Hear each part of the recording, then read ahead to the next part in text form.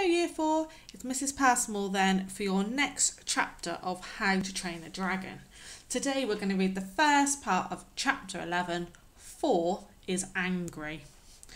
The storm raged through the whole of the night. Hiccup lay unable to sleep as the wind hurled about the walls like 50 dragons trying to get in. "Let us in! Let us in!" shrieked the wind. "We're very, very hungry." Out of the blackness and way out to sea, the storm was so wild and the waves so gigantic that they disturbed the sleep of a couple of very ancient sea dragons indeed.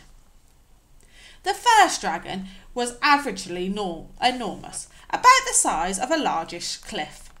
The second dragon was gobsmackingly vast. He was the monster mentioned earlier in this story, the great beast who had been sleeping off his Roman picnic for the past 6 centuries or so. The one who had recently been drifting into a lighter sleep. The great storm lifted both dragons gently from the seabed like a couple of sleeping babies and washed them onto the swell of one indescribably enormous wave on the long beach outside Hiccup's village. And there they stayed, sleeping peacefully, while the wind shrieked horribly all around them like wild Viking ghosts having a loud party in Valhalla, until the storm blew itself out and the sun came up on the beach full of dragon and very little else. The first dragon was enough to give you nightmares. The second dragon was enough to give you nightmares. Imagine an animal about 20 times as large as a Tyrannosaurus Rex, more like a mountain than a living creature, a great glistening evil mountain.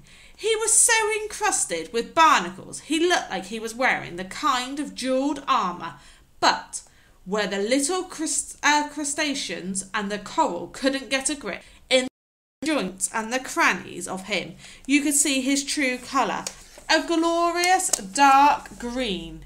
It was the colour of the ocean itself.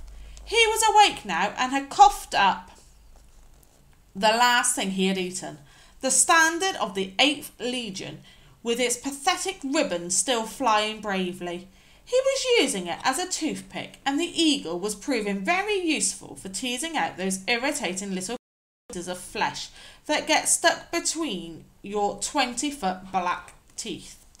The first person to discover the dragon was Bad Breath the Gruff, who set out very early to check how his nets had fared in the storm. He took one look at the beach, rushed to the chief's house and woke him up. "We have a problem," said Bad Breath. "What do you mean, a problem?" snapped Stork the Vest. Stork had not slept at all. He had lain awake worrying. What kind of father did his precious laws before the life of his son? But then what kind of son would fail the precious laws that his father had looked up to and believed in all his life? By morning, Stork had made the awesome decision that he was going to reverse the solemn pronouncement he had made on the beach. And unbanish Hiccup and the other boys. "It is weak of me, weak," said Stork to himself gloomily. Squidface, the trouble, would be banished his son in the twinkling of an eye. Loudmouth the goatee would have positively enjoyed it. What is the matter with me? I should be banished myself, and no doubt that is what Mogadon the Meathead is going to suggest.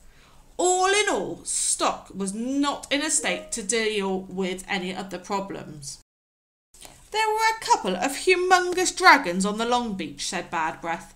"Tell them to go away," said Stork. "You tell them," said Bad Breath. Stork stomped off to the beach. He returned again looking very thoughtful. "Did you tell them?" asked Bad Breath. "Tell it," said Stork. "The larger dragon has eaten the smaller one. I didn't like to interrupt. I think I should call a council of war." The hooligans and the Meatheads woke that morning to the terrible sound of the big drums, summoning them to council war and used in times of dreadful crisis. had hardly slept at all. Toothless had crept into bed with Hiccup the night before, was nowhere to be seen, and the bed was stone cold. He had obviously been gone for some time. Hiccup dragged his clothes on hurriedly. They had dried overnight and were so stiff with salt that it was like putting on a shirt and leggings made of wood. He wasn't sure what he was meant to do, as this was the morning he was supposed to go into exile. He followed everybody else to the great hall, spent the night there anyway, because it had not been the weather for camping. On the way he bumped into Fishlegs. He looked as if he'd slept as badly as Hiccup. His glasses were on crooked. "What's happening?" said Hiccup. Fishlegs shrugged his shoulders. "Where's Horrocrow?" asked Hiccup. Fishlegs shrugged his shoulders again. Hiccup looked around the crowd, pushing it way towards the great hall, and noticed there was not a domestic dragon to be seen. Normally, they were never far from the master's heels and shoulders. Yapping and snarling and sneering at each other, there was something faintly sinister about their disappearance. Nobody else had noticed. There was a tremendous babble of excitement and such a crush of enormous Vikings that not everybody could get to the great hall, and there was a big jumble of barbarians shouting and shoving outside. Stock called for silence. "I have called you here today," boomed Stock, "because we have a problem on our hands. A rather large dragon is sitting on Long Beach." The crowd was deeply unimpressed. They were hoping for a more important crisis. Mogadon voiced the general disapproval. "The big drums are only used in times of ghastly dead peril," said Mogadon in amazement. "You have summoned us here at a horribly early hour." Mogadon had not slept well on the stone floor of the hall, with only his helmet for a pillow.